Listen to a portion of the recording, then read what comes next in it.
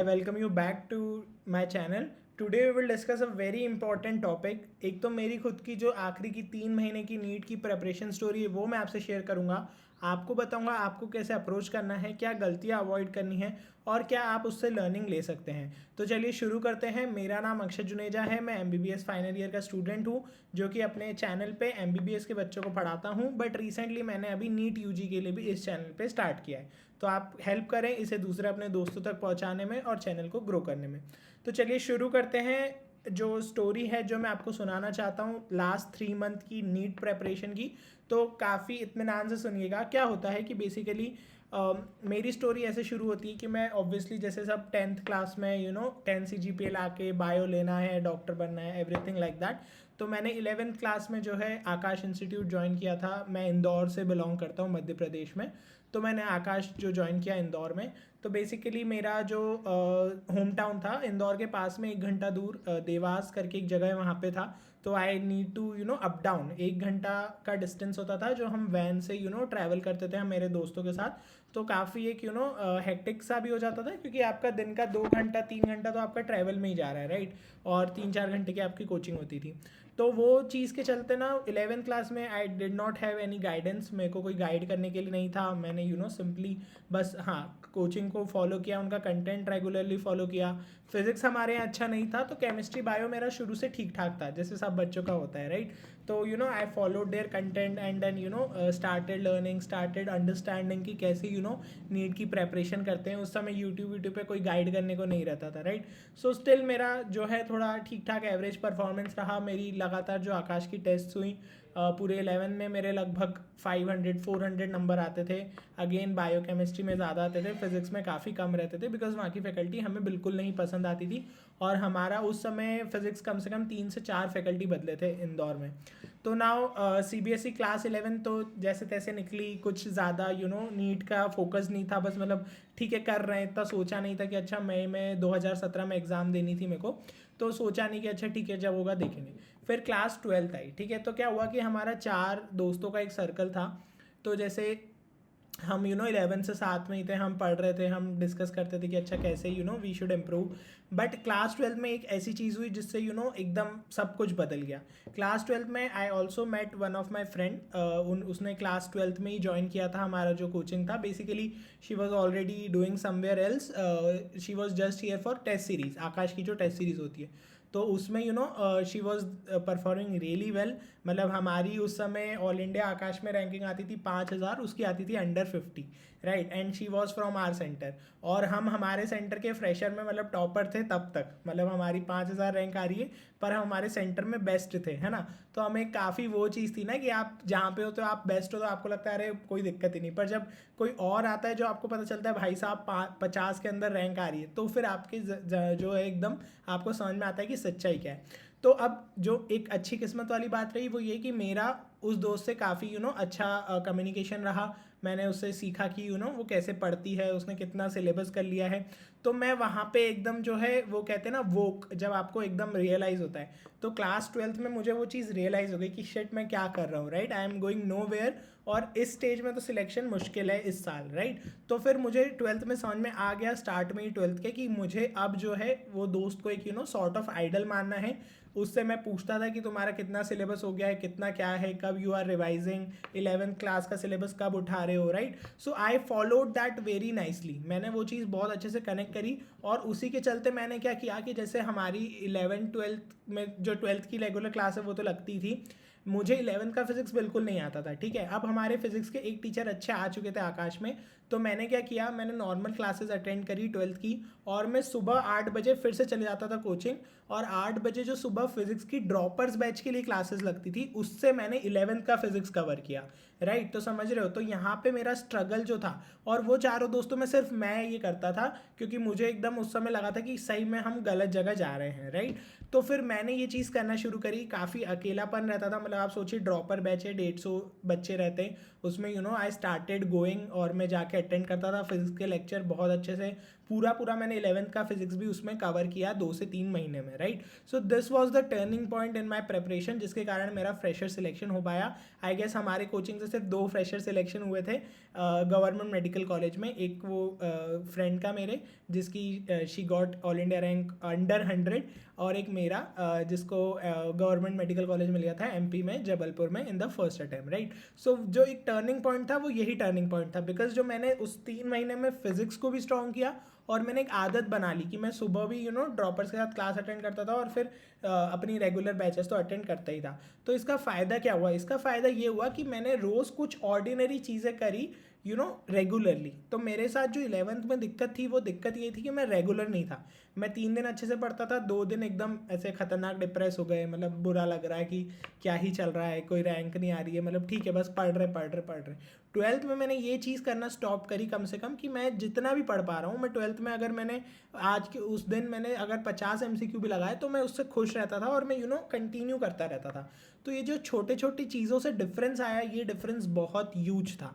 और ये डिफरेंस का फ़र्क यह रहा कि जब मतलब मेरा जैसे हमारे टाइम पे तो नॉर्मल होता था सब, तो मई में होने वाली थी, मई 2017 में नीट, राइट. तो मैंने दिसंबर में 12th का सिलेबस और 11th का सिलेबस वो जो फ्रेंड थी उसके गाइडेंस में थोड़ा थोड़ा रिवाइज कर लिया था. तो पूरा तो नहीं कह सकते, बट 11th का काफ़ी, क्योंकि फिजिक्स तो मेरा रिवाइज होते चल ही रहा था और 12th में साथ साथ कर रहा था, तो मैंने थोड़ा थोड़ा रिवाइज करना स्टार्ट कर दिया था.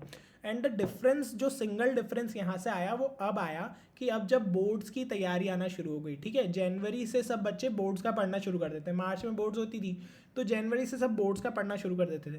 फिर again I was in touch with her और मुझे लगा कि नहीं यार, अभी से बोर्ड्स का नहीं पढ़ते हैं, बोर्ड हो जाएंगी, सब्र रखो, है ना. Because if you are dealing, अगर आप कॉम्पिटिटिव पढ़ रहे हो ना, तो ऐसा कुछ भी बोर्ड्स में नहीं है जो आपको नहीं बनेगा. Obviously level of things are different, वो मानते हैं, but again if your concepts are strong, आपको वही चीज़ एलैबोरेट करके लिखना है, राइट. सो आई केप्ट मैंने उस आइडियोलॉजी पे बिलीव किया और मैंने पढ़ता रहा. तो क्या हुआ ना, जनवरी से जो आकाश की ऑल इंडिया टेस्ट होती थी, उसमें मेरी रैंक 1000 के अंदर आना शुरू हो गई, ठीक है. और जिन लोगों ने, बाकी सब दोस्तों ने जिन्होंने बोर्ड्स पे फोकस किया, उन्होंने ये चीज़ छोड़ दी थी, उन्होंने टेस्ट देना छोड़ दिए थे.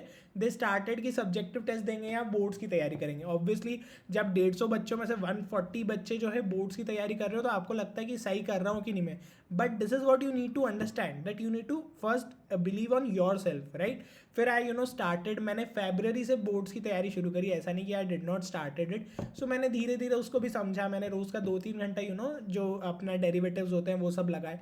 और ऐसे करते करते क्या हुआ कि जब बोर्ड्स एग्ज़ाम हुए, है ना, तो बोर्ड्स एग्ज़ाम तक मेरा सिलेबस पूरा एक बार का थोड़ा थोड़ा गो थ्रू हो गया था. मुझे आइडिया हो गया था, मेरी रैंक थोड़ी थोड़ी आने शुरू हो गई थी. बट अभी भी वो सिलेक्शन के लिए काफ़ी नहीं थी, बिकॉज उस समय भी मुझे याद है, फिर हमारी की जो टेस्ट होती थी वो ड्रॉपर बैच के साथ कंबाइंड रैंक लिस्ट लगती थी. तो अब क्योंकि ड्रॉपर बैच के बच्चे मेरे से बहुत ऊपर थे, मेरी सेंटर में अराउंड 10 से 15वीं रैंक आती थी, ठीक है. और उस रैंक पे मुझे पता था कि यार 10 बच्चों का सिलेक्शन तो गवर्नमेंट मेडिकल में नहीं होने वाला है, ये सबको पता रहता है एक कोचिंग से, राइट, छोटी कोचिंग से. तो फिर मैंने सोचा मुझे क्या करना चाहिए कि मुझे पुश करने को मिले, राइट. तो देन जो एक टर्निंग पॉइंट था, ठीक है, तो मार्च में जैसे बोर्ड्स हुए, तो मार्च में, अप्रैल और मई, ये 3 महीने मैंने क्या किया, जैसे बोर्ड्स चल रहे थे along with boards. Now this is what I would like to tell you also, कि आपके भी बोर्ड्स चलेंगे. लाइक जुलाई में यदि आपके नीट एग्जाम्स होने वाले हैं एज पर टेंटेटिव फिगर, तो आपके भी बोर्ड्स चलेंगे बीच में. But now you need to understand कि आपको बैलेंस कैसे करना है, ठीक है. तो मैं क्या करता था, मैंने मार्च, अप्रैल, मई, मतलब जो भी आखिरी के 3 महीने थे, तो वो डिफरेंस मैंने क्रिएट किया. मैंने कहा मुझे फेल नहीं होना है, क्योंकि मैंने अब इतना आगे तक की प्रेपरेशन कर ली थी कि अब आई डोंट वांट कि थोड़े से अटेम्प्ट, मतलब थोड़ा सा मेरा जो है एफर्ट कम रह जाए और मेरी सीट चली जाए, राइट. तो I need to do something कि मैं जिससे उसको खींच पाऊँ. तो मैंने, एक और मेरे फ्रेंड थे जो कि ड्रॉपर बैच में थे उस समय, तो हम दोनों ने कोऑपरेट किया. He was doing very well, उनकी हमेशा सेंटर पे टॉप 3 में रैंक आती थी. तो आई कॉन्टैक्टेड हिम, मैंने कहा कि आप कैसे करोगे. तो हमने क्या सोचा कि हमने आखिरी के 3 महीने में रूल बना लिया. हमने आखिरी के 3 महीने में रूल बना लिया कि हम लोग सेंटर पे 8 बजे सुबह आते थे और 8 बजे शाम को, जब तक सेंटर बंद नहीं हो जाता था, जब तक नहीं जाते थे, ठीक है. और जो हमारे जो सेंटर के इंचार्ज थे, ही वॉज वेरी कोऑपरेटिव. तो हमने उनसे बोला कि हम 8 से 8 तक पढ़ेंगे, ठीक है. हमको 3 टेस्ट पेपर करने हैं प्रीवियस ईयर के, नीट के जो भी, जैसे 17 का था तो 14, 15, 16, और उस समय 15 और 16 में 2-2 बार नीट हुई थी, राइट. तो वी हैड मैनी पेपर्स, और साथ ही साथ प्रीवियस ईयर पेपर, साथ ही साथ आकाश के टेस्ट पेपर्स, और जो भी फुल लेंथ टेस्ट सीरीज है। कभी भी ध्यान रखो आखिरी के 3 महीने में डोंट फोकस ऑन कि ये सब्जेक्ट वाइज टेस्ट सीरीज लगा रहे हैं या एक chapter wise unit wise test series लगा रहे हैं, नहीं, फोकस ऑन फुल लेंथ, पूरा पूरा 720 नंबर का पेपर करना है, राइट। तो we did every day 3 papers, चाहे वो प्रीवियस ईयर हो, चाहे वो आकाश के खुद के बनाए हुए हो, चाहे वो कहीं के भी हो, ठीक है। एम्स उस समय अलग हुआ करता था, चाहे एम्स के हो, राइट। तो हमने ये 3 टेस्ट पेपर करे और कुछ भी नहीं करा, बस 3 टेस्ट पेपर करे। उससे रिलेटेड जो क्वेश्चन नहीं बना वो तुरंत वहाँ पे फैकल्टी से पूछा कोचिंग में, और उसके रिलेटेड वही पॉइंट थ्योरी रिवाइज करी। और साथ ही साथ आप मानोगे नहीं, सिर्फ उन टेस्ट पेपर से जो मेरी पूरी थ्योरी थी वो रिवाइज हो चुकी थी आखिरी के 3 महीने में। और यही डिफरेंस क्रिएट हुआ कि मेरी आखिरी में, मतलब जब आखिरी का आधा एक महीना बचा था, तो मेरी आकाश की टेस्ट सीरीज में रैंक 300 के अंदर आने लग गई थी, right. And this was the moment when I thought कि यस, अब मेरा जो है हो जाएगा। एंड देन उसी का रिजल्ट था कि साथ ही साथ यू वोंट बिलीव कि मेरी बोर्ड्स में मेरा डिस्ट्रिक्ट में फर्स्ट रैंक लगा था, है ना, 94.4% समथिंग। और मेरा नीट भी फर्स्ट अटेम्प्ट में निकल गया, और मेरा एम्स में भी ऑल इंडिया रैंक 1700 आया था, right. So this was what created a difference, कि जो आपने आखिरी के 3 महीने में टेस्ट पेपर्स लगाए, now every one approach will be different, right. So now let me tell you what you should learn and how you should apply. आप इसका मतलब ये नहीं है कि अब 3 महीने तो आप कल से आप भी बैठ जाओ पेपर लगाओ, नहीं। अब मैं आपको बता रहा हूँ 3 जोन ऑफ बच्चे हैं अभी। एक है कैटेगरी 1 वाले बच्चे जिनका सब अच्छा हो रखा है, मतलब जो मैंने कहा मेरी टॉपर फ्रेंड थी वैसी, है ना। तो उनका क्या है, सब अच्छा हो रखा है, दे ऑलरेडी नो कि उनको क्या करना है। तो this video is not for them, you already know what you want to do. आप जो भी टेस्ट पेपर लगा रहे हैं आप कंटिन्यू करिए। मेन मैं बात कर रहा हूँ जो कैटेगरी 2 और कैटेगरी 3 के स्टूडेंट्स हैं, जो मेरे जैसे, जिन्होंने या तो 11th अच्छे से नहीं करी, या तो 11th अच्छे से करी, 12th अच्छे से नहीं करी, कुछ सब्जेक्ट वीक है, कुछ चैप्टर्स वीक है, कि इनमें कॉन्फिडेंस नहीं है, राइट। तो आपको क्या करना है, आपको सबसे पहले तो 3 महीने हैं, तो आखिर के 2 महीने तो आपको सिर्फ टेस्ट पेपर ही लगाना है, राइट। आपको सबसे पहले 1 महीना जो आपका अभी एक लेवरेज है आपके पास, उसमें आप क्या कर लो कि आप कोई भी जो आपका वीक सब्जेक्ट है वो छूटे ना।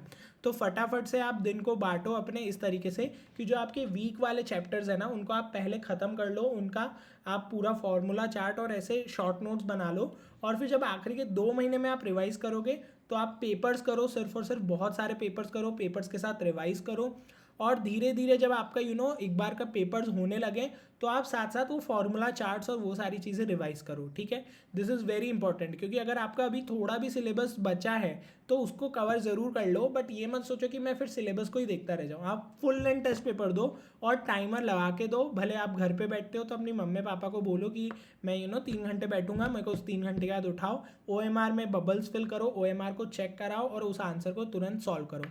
जो कैटेगरी 4 के स्टूडेंट्स हैं जिन्होंने अब तक कुछ भी नहीं करा है ढंग से, उनको कोई कॉन्फिडेंस नहीं आ रहा है, 200-300 नंबर आ रहे हैं, आप लोग भी सेम प्रोसेस करिए। आप 3 महीने पेपर्स लगाइए और वो पेपर्स वाले टॉपिक्स खत्म करिए। जैसे अगर रोटेशनल का क्वेश्चन आया है तो अब आप पूरा रोटेशनल नहीं कर सकते, तो एटलीस्ट जिन क्वेश्चंस आ रहे हैं रोटेशन के, आप उतना तो कवर करिए सिलेबस, ठीक है।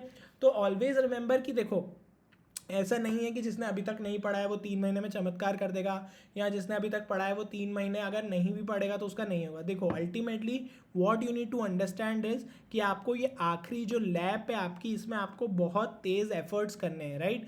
यू नीड टू अंडरस्टैंड कि जब आप पढ़ रहे हो और जब आप क्वेश्चंस कर रहे हो, 2 डिफरेंट प्रोसेस है। अभी तक आपको थ्योरी बहुत अच्छे से आती है पर आपको एग्जाम में थ्योरी लिखने को नहीं आ रही है, आपको एग्जाम्स में आ रहे क्वेश्चन, तो आपको आखिरी लेवल पे क्वेश्चंस की प्रैक्टिस करना है, right. So this is what your approach should be. अगर यू आर कैटेगरी 2 या कैटेगरी 3 स्टूडेंट, आप दिन को ऐसे बांटिए कि अब आपको 12 से 6 घंटा पढ़ना पड़ेगा। देखो अभी तक आपसे लोग बोलते होंगे कि इतने घंटे पढ़ो, डज नॉट मैटर, बट आखिरी के 3 महीने में इट डज मैटर, राइट। तो आपको क्या करना है, आपको अपने 12 घंटे या 8 घंटे की जो आपका टाइम स्लैब है उसको आप बांटो, उसको आप 6 घंटा जो है पुराने जो आपके चैप्टर्स वीक रह गए उनको जल्दी से फिनिश करो। 2 घंटा आप प्रैक्टिस करते रहो अभी फ्री स्टाइल में, लेकिन आखिरी के 2 महीने में आपको सिर्फ क्वेश्चन पेपर्स लगाने हैं। आपको लग जाना है कि मेरे को दिन के 3 पेपर लगाने हैं, उनके साथ थ्योरी रिवाइज करनी है। तो this is what my piece of learning will for you will be. Boards के लिए घबराओ मत, बोर्ड्स हो जाती हैं, इतना टेंशन नहीं लेना है कि उसके चक्कर में आप कभी भी किसी चीज़ को भुलाओ मत. It is very important. Like right now I am in MBBS, तो मैं ऐसा नहीं करूँगा कि मैं बस MBBS का पढ़ते रह जाऊँ, मैं नीट PG का नहीं पढ़ूँ. Right, it's very important. फिर हॉस्पिटल जाना बंद कर दूँ. Right, it's all about balancing कि ठीक है यार, अभी प्रायोरिटी, अभी आपकी प्रायोरिटी नीट UG की प्रेपरेशन है. अगले महीने हो सकता है आपकी प्रायोरिटी बोर्ड्स हो जाए, क्योंकि बोर्ड्स आने वाली है. But it is again very important कि 8 घंटा पढ़ रहे हो तो कम से कम 4 घंटा आप उनको डिवाइड करो और अकॉर्डिंगली प्लान करो. ठीक है, तो always remember that you need to balance out the things. और जो ड्रॉपर बैच के स्टूडेंट्स हैं उनके लिए तो सेम सिचुएशन अप्लाई होगी कि उनको बोर्ड्स का बिल्कुल चिंता नहीं करना है. तो उन्हें क्वेश्चन पेपर लगाने हैं, पहले आप वीक उनको कवर करो और फिर आप उसको स्ट्रॉन्ग बना लो. So guys, thank you so much for listening to this video. आपको और भी जो भी डाउट हो आप नीचे मेंशन कर सकते हैं. आप बताइए कि कैसा लगा, आपने स्ट्रेटेजी क्या फॉलो करेंगे आप, और what ever you will feel. And hopefully teaching videos will start soon. Thank you so much. You can connect with me on all of these platforms.